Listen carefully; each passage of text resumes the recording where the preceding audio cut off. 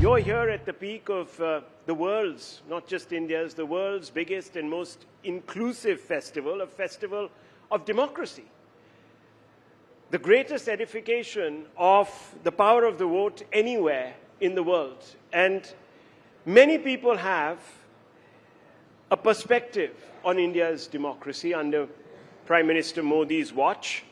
How would you describe India's democracy today?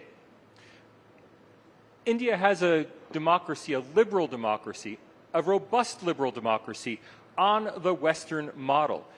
India's critics love to say that India is not a liberal democracy.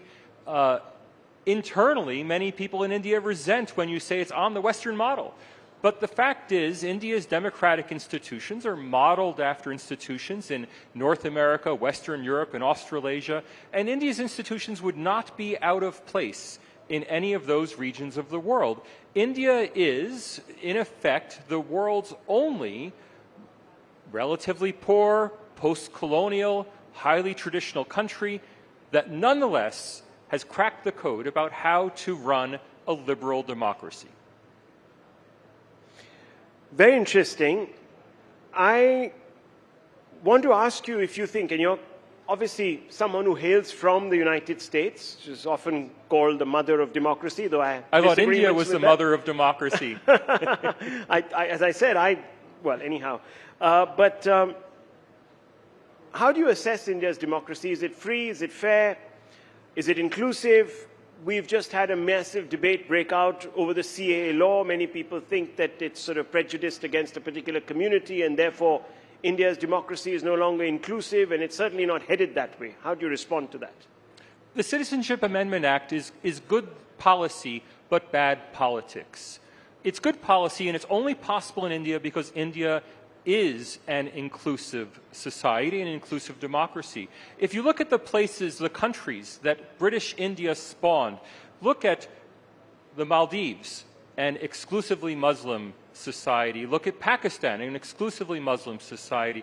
Sri Lanka, an exclusively Buddhist society. Myanmar, an exclusively Buddhist society.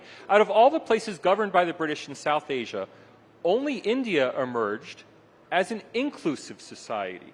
And I think that's probably because India is a fundamentally Hindu society. Note, I don't say it's a secular society, it's a secular state.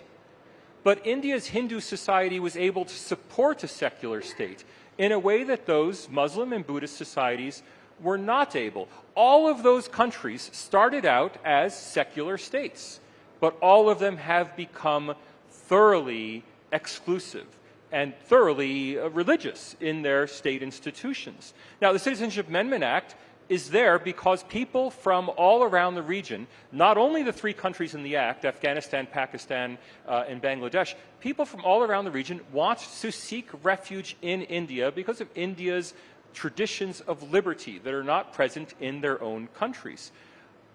That says a lot about the character of India, but it also says a lot about the character of the neighbors. The only sad thing is that the CAA, and I'm just going to be very frank here, has been weaponized for political gain. It's clearly been reauthorized here during an election season. It's being used to gain votes, and it's being used to divide people. It's a good law being used for bad purposes.